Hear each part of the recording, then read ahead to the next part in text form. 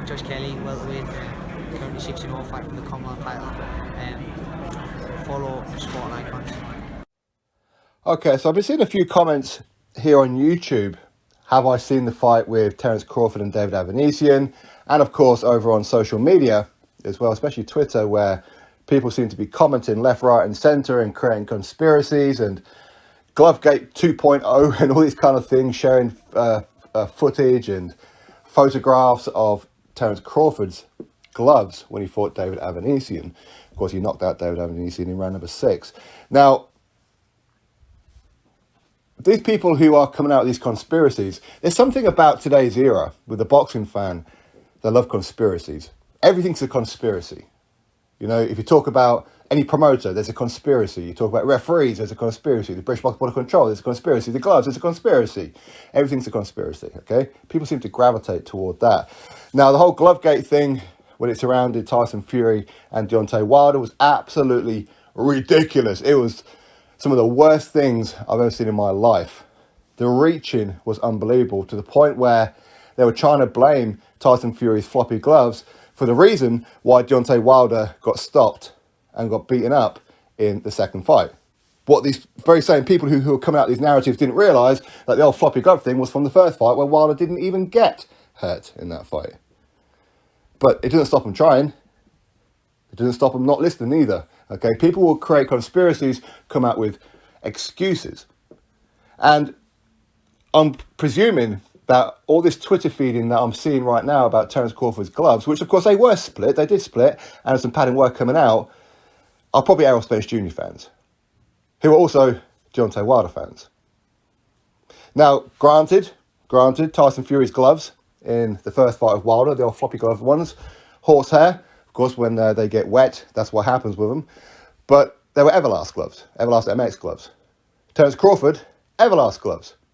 In fact, side note, my good friend Steve Robinson, when he broke his hand in the first round against Shane Gill, Everlast gloves. There seems to be a problem with Everlast gloves. Now, those who are trying to come up with conspiracies about Terence Crawford, what, he's cheating? What are you talking about, you complete morons? Gloves come apart. They split. There is no such thing as a perfect glove. From time to time, they will split. They are stitched together. Okay, they are stitched. They're going to split. It's quite rare for it to happen, but it does happen. Were they crappy gloves that they were given, that they gave to him beforehand? Maybe, but you know what? David Avanesyan and his team checked them. The commission checked them. The referee checked them. Terence Crawford cheating? Not a chance. Now, did the gloves split? Yeah, they did. Should the referee and the commission have stopped the fight and told him to change gloves? Yeah, maybe. But they didn't. That's not Terence Crawford's fault. And those who say that he knocked out David Avanesyan because of those gloves, again, I don't know why I have to explain these things. You do realise gloves are not designed to protect your opponent's head. They are there to protect your hands. That's what they're there for. All right? I don't know why people want to come out with all this complete nonsense when they don't even know the basics. They are there to help you with your hands, not your opponent's head. All right? That's not how it works. All right? That's the whole point of gloves. Otherwise, you wouldn't bother wearing them, would you? If there's anything wrong with those gloves, it's more of a problem for Terence Crawford than it is for David Avanesyan. Yes, Terence Crawford knocked out David Avanesyan. Well, he's probably going to knock him out anyway.